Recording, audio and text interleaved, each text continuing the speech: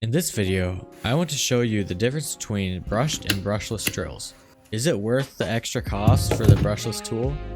Well, yeah, it is actually. But watch the rest of the video and you'll see why.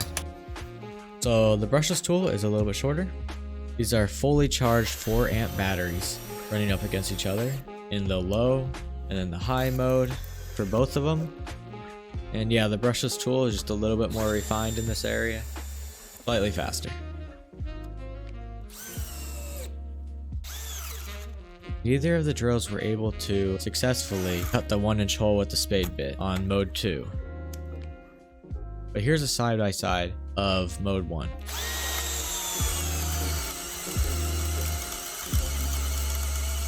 And yeah, the brushless beat it once again. Here's some small lag screws. Brushless a little bit easier once again.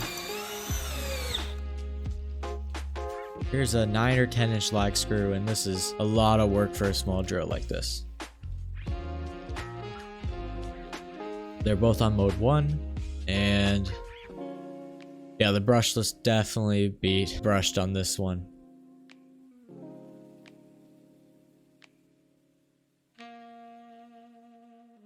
And yeah, it quickly started smoking.